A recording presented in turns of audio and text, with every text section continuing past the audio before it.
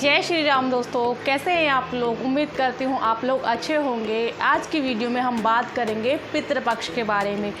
पितृपक्ष में मुख्य तिथि क्या है, कौन सी सब्ज़ी हमें बनानी है और कौन सी सब्ज़ी नहीं बनानी, और कौन कौन से ऐसे लक्षण हैं जो पितृपक्ष की वजह से हमारे घर में होता है। जैसे घर में कलेश रहता है, बार बार खाने के अंदर बाल आता है, या हमारे घर में हमेशा लगातार कोई ना कोई बीमार रहता है, घर में माता लक्ष्मी टिकती ही नहीं है, पैसा आता है और ऐसे ही हाथ से निकल जाता है। और तो हमें पितृ का जो मुख्य तिथि है वो कौन सी होती है, जो हमें हमारे बुजुर्ग वगैरह चले गए हैं यहाँ इस दुनिया को छोड़ के, उनके बारे में हमें पता नहीं, उनकी मुख्य तिथि के बारे में हमें याद नहीं, तो हमें कौन से दिन में उनका श्राद्ध करना चाहिए। तो आज की वीडियो में हम ये सब बात करने वाले हैं। और अगर आप मेरे चैनल पे पहली बार आएँ तो प्लीज़ सब्सक्राइब कीजिए और बेल आइकन ज़रूर प्रेस कीजिए ताकि आने वाली वीडियो आप तक पहुँच सके। श्री कृष्ण जी ने भी भगवत गीता में कहा है कि जो हमारे देवी देवता, घर के प्रमुख देवी देवता होते हैं, वो हमारे इष्ट देवी देवता होते हैं। वो कौन होते हैं? हमारे घर के पितर ही होते हैं। अगर वो नाराज़ हो जाते हैं तो हमारे घर में कोई भी हम शुभ कार्य करते हैं तो वो सफल नहीं हो पाता, कोई ना कोई रुकावट आ जाती है, हमेशा घर में कलेश बना रहता है, कोई ना कोई बीमार रहता है, कोई भी हम कार्य करते हैं उसका हमें फल ही नहीं मिलता है। बार बार खाने के अंदर बाल आता है, एक बार दो बार तो कभी कभार चलता है। जब बार बार अगर बाल खाने में आने लगे तो आप समझ लीजिए कि आपके जो इष्ट देवी देवता हैं, पितर वगैरह हैं, वो आपसे नाराज़ हैं, आपके ऊपर पितृदोष के लक्षण चल रहे हैं।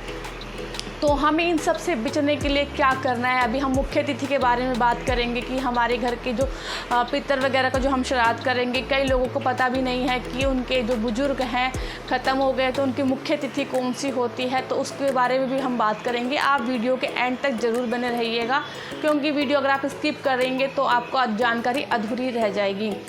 तो हम सबसे पहले बात करेंगे कि हमारे घर में ऐसी कौन सी सब्जियां नहीं बननी चाहिए जिसकी वजह से हमारे पितर नाराज़ हो जाएंगे। तो हमें सबसे पहले मैं आपको बताती हूँ, जैसे एक हमारा आगरे का पेठा होता है, उस सब्जी के नाम से जाना जाता है, आगरे के पेठे के नाम से। ये सब्जी जो होती है, इसको हमें पितृपक्ष में कभी भी लेके घर में नहीं आना चाहिए, क्योंकि कहा जाता है पितृपक्ष इस सब्जी के आने से नाराज़ होते हैं। और कई लोग इसको कद्दू समझने की भी गलती करते हैं, कद्दू यानी सीताफल की सब्जी भी समझने की गलती करते हैं और वो उसको ले आते हैं। तो इसकी क्या पहचान है? इसके ऊपर जब भी आप मार्केट में आप इसको देखेंगे तो ये भी कद्दू की शेप का ही होता है, सीताफल की तरह ही होता है। इसके ऊपर वाइट सी परत होती है, जो आप छुएगा तो चिकनाहट सी लगेगी। तो आप जब भी इसको खरीदारी करें, सीताफल की सब्ज़ी जब भी खरीदें, तो आप दुकानदार से पूछ लें कि आगरे का पेठे वाली सब्ज़ी तो नहीं है ये, क्योंकि उस सब्ज़ी के जो वो खबहा कोढ़ा भी बोला जाता है। हमारे यूपी और बिहार में खबहा कोढ़ा बोला जाता है, उससे ना पेठा बनाया जाता है। तो इस सब्ज़ी को आप पितृपक्ष में ला के बनाने की बिल्कुल गलती ना करें। दूसरी चीज़ है कि आप दूध, जब भी पितृपक्ष में आप अपने पितरों के लिए मीठा बनाते हैं तो उसके अंदर आप उनके लिए भैंस के दूध की यूज़ ना करें। जैसे कि खीर बनाते हैं या मिठाई बनाते हैं या सेवइयाँ बनाते हैं, तो उसमें भैंस का जो दूध है उसका प्रयोग ना करें, उसकी जगह पे आप गाय का दूध लें। इन दो चीज़ों का वर्जित होना बहुत ही आवश्यक है। ये दोनों चीज़ पितृपक्ष में बिल्कुल नहीं बनना चाहिए। बाकी तो आप लोगों को पता ही है कि मांस, मछली और इन सब चीज़ों का तो परहेज होता ही है। और ऐसी कौन सी सब्जियां हैं जो हमारे घर में पितृपक्ष में बननी चाहिए? जैसे कि आप कद्दू की सब्ज़ी बना सकते हैं, लौकी की सब्ज़ी बना सकते हैं, सीताफल कद्दू को ही बोलते हैं, और आप तोरी की सब्ज़ी बना सकते हैं, और पत्ते गोभी की सब्ज़ी बना सकते हैं। इन सब चीज़ों की आप सब्ज़ी बना सकते हैं। अब हम बात करेंगे कि जो हमारे पितर वगैरह होते हैं उनकी मुख्य तिथि कौन सी होती है। जैसे कि ये श्राद्धों में द्वितीय, तृतीय, चतुर्थी, प्रदोष, इस तरीके की तिथियां पड़ती है। तो अगर इन दिनों में आपके बुजुर्ग जो होते हैं उनकी मृत्यु हुई है तो इन दिनों में ही आपको उनका श्राद्ध करना होता है। जैसे द्वितीय, तृतीय, चतुर्थी, प्रदोष, इन तरीकों की तिथियों पे आपको उनका श्राद्ध करना होता है। अगर आप उनको श्राद्ध के उनकी तिथि के मुख्य तिथि के बारे में नहीं पता तो आप उनको अमावस्या के दिन भी उनका श्राद्ध कर सकते हैं, क्योंकि आपको उनकी तिथि के बारे में मालूम ही नहीं है। और ये जो श्राद्ध कौन करता है?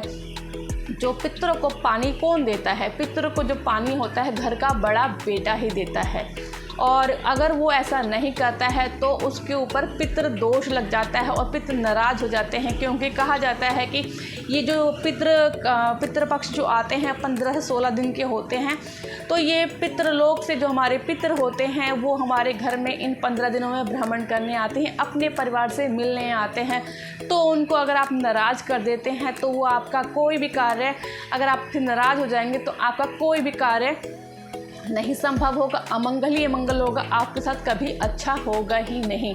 तो आप उनको जो पितृपक्ष में है घर का बड़े बेटा होता है उसको हमेशा पितृपक्ष में अपने जो पितृ वगैरह होते हैं उनको पानी देना चाहिए, उनको उनके नाम से भोजन निकालना चाहिए। ये करना बहुत ही आवश्यक है। पितृपक्ष जो है 29 सितंबर से 14 अक्टूबर तक है। इन दिनों में आपको इन चीज़ों का बहुत ही ख्याल रखना है। हो सके तो आपके घर के आसपास जैसे गाय नज़र आती है, जो हमारे पितृ वगैरह होते हैं वो जानवर के रूप में, पक्षी के रूप में ही आते हैं, तो जब भी वो आपको नज़र आए तो उनको कुछ ना कुछ खाने के लिए दीजिए। उनको कभी मार के नहीं भगाने चाहिए, क्योंकि जो हमारे पितृ हैं वो किसी भी रूप में आ सकते हैं।